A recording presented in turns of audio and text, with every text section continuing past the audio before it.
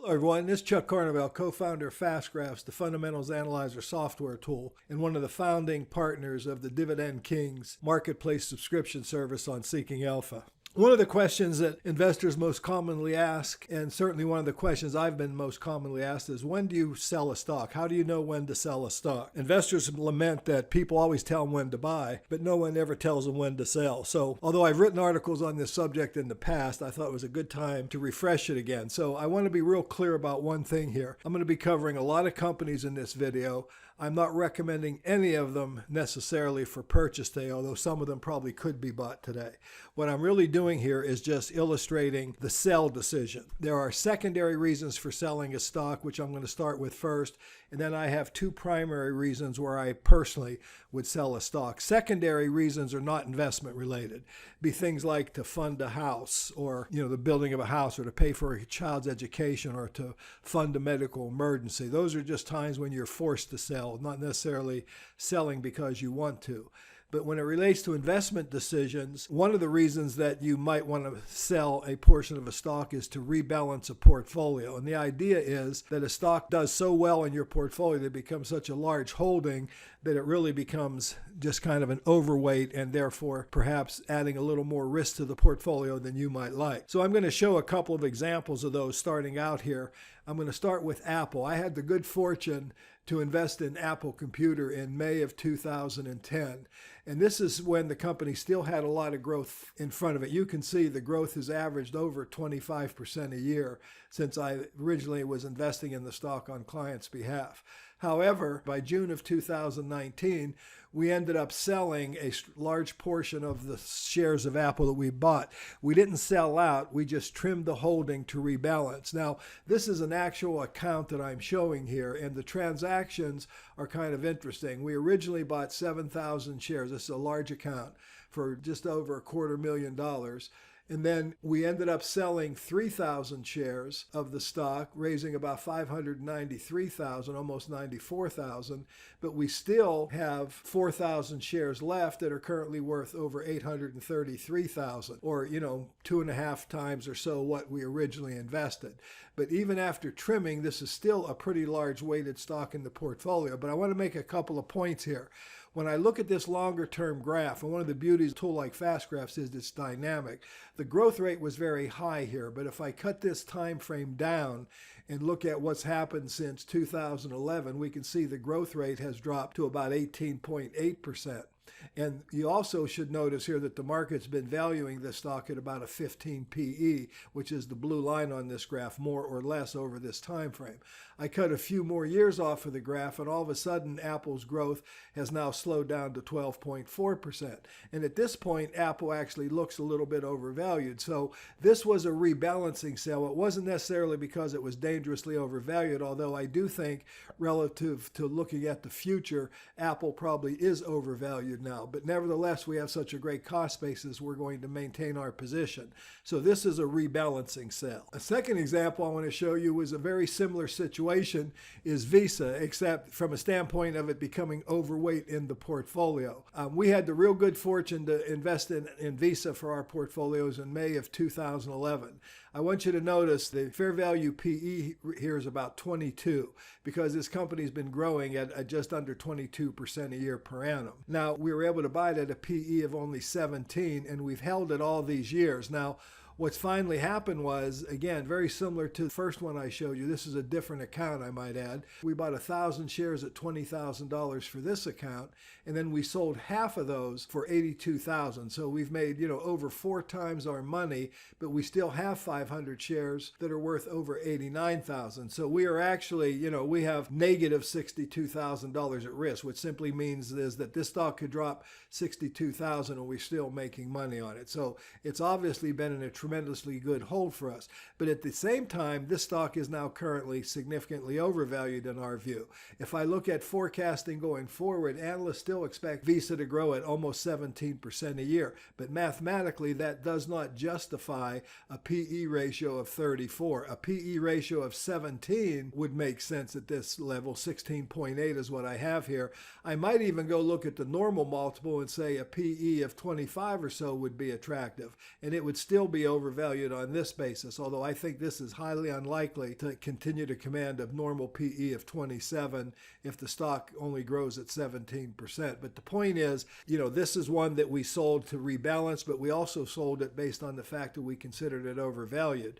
However, I want to point out, as I mentioned in the written portion of this article, this stock has tremendous momentum, and the only reason we haven't sold out completely is because it's continued to rise. But at some point, I think that the rise here, you need to consider the fact that enough is enough. So I want to make a couple of comments. I want to segue into just some other examples of overvaluation. The markets do overvalue stocks, and clients sometimes just aren't willing to, or just simply can't grasp or wrap their arms around the idea that the market can overvalue stocks in the long run.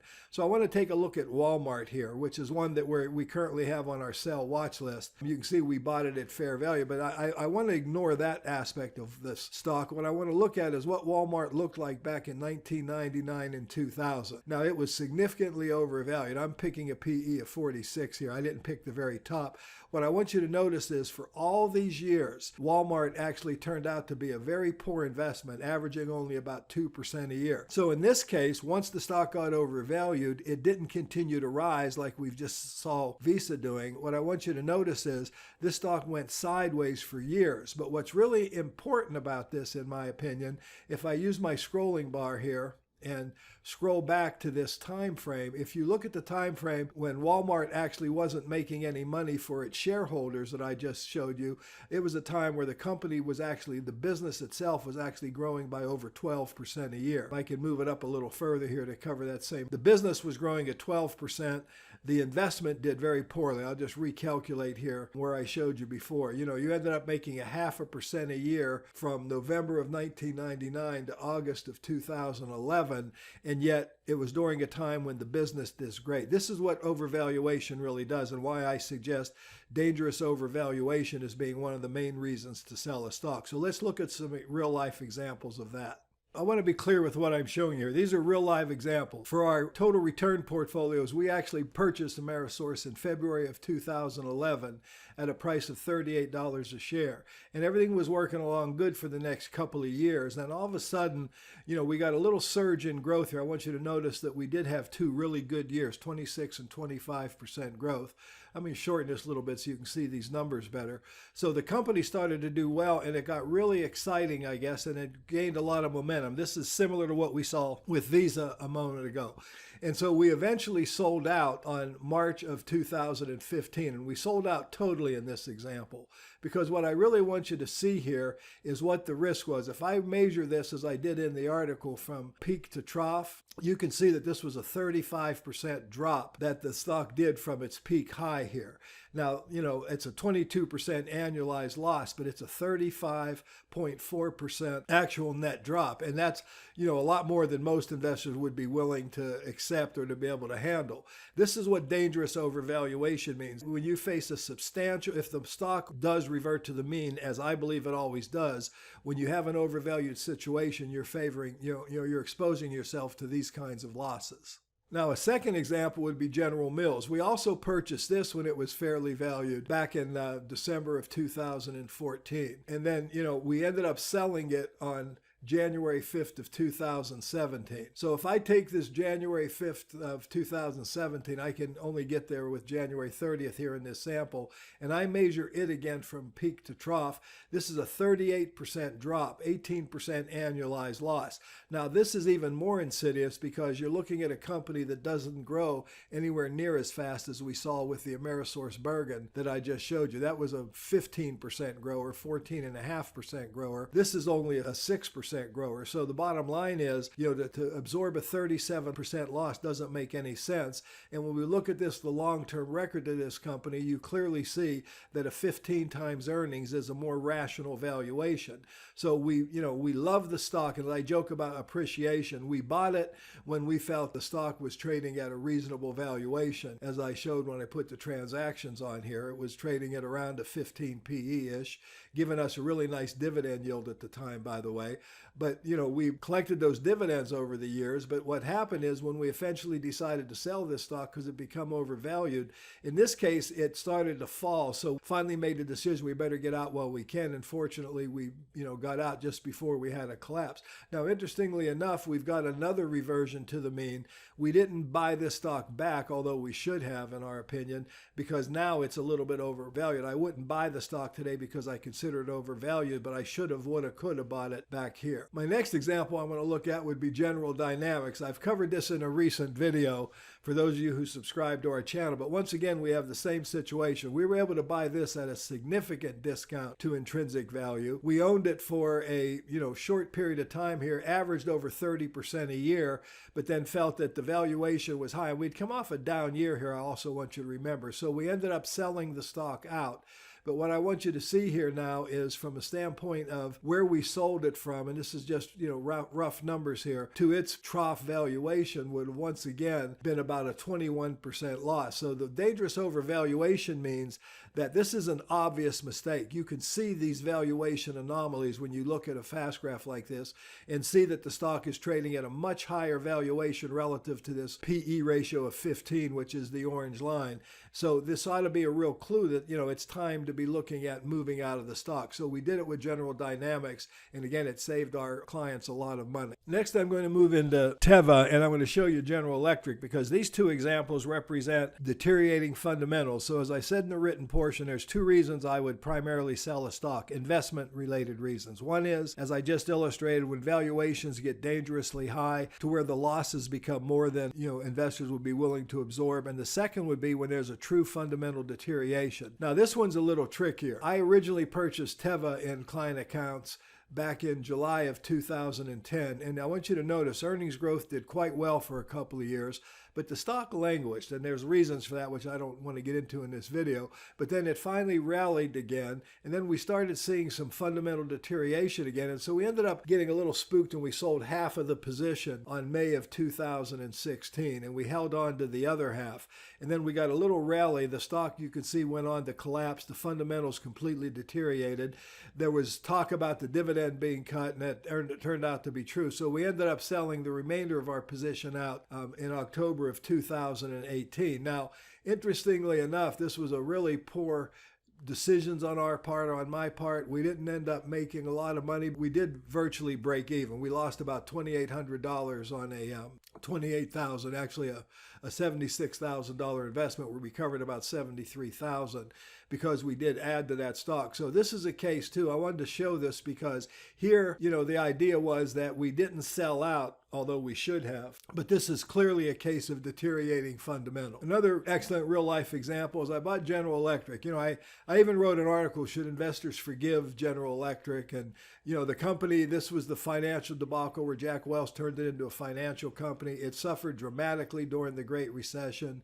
Put together 3 or 4 years of some pretty good earnings growth, and I want you to notice some pretty good dividend growth here. So I finally made the decision that we would add to the portfolio. We were getting a good dividend yield. The valuation was sound, and we held on to the stock up through June of 2017. But we started to see some cracks in the armor at that time, and there was a lot of rumblings about the stock. And fortuitously, we ended up selling out in June of 2017. And what I want you to notice here is that just after that, we really saw the fundamentals continuing to deteriorate. The company eventually slashed their dividend, from the high of 93 cents down to 37 cents and then ultimately down to 4 cents. And from the time we sold the stock, out, and let me get the transactions off here so I can run this calculation for you, to just about the bottom there, it fell about 66%, actually fell over 70% if I'd have measured it to the very bottom. So the point is, when fundamentals are deteriorating, the company no longer possesses the characteristics that you bought it for. It's time to get out. It's time to cut your losses and get out. Now, in the case of Teva, my first loss would have been my best loss. I should have sold the entire position on the first time. We held on mistakenly. The fundamentals really deteriorated, and we ended up, just losing a little bit of money, but barely breaking even, or we'll call it leaving dead money in the portfolio for a lot of years. So, you don't want to sell a great company. The best time to, sell is never if you're if you do your job right in the first place. but you want to buy companies that have good fundamentals, and as long as the fundamentals are doing well, you want to stick with the stocks, in my opinion. So to summarize and conclude this video, if you have to sell a stock, you want to pay attention to things like valuation or rebalancing the portfolio. If you're forced to sell because you need the money for an emergency, look to your most overvalued stocks to sell, and or the ones have maybe the worst balance. Now, the people would call that watering the weeds and picking the flowers, but if the overvaluation is high, I don't consider that actually a relevant statement. Anyway, this has been Chuck Carnevale saying thanks for watching. If you enjoyed this video and got anything out of it, be sure to hit our subscribe button and subscribe to our YouTube channel. Thanks again for watching.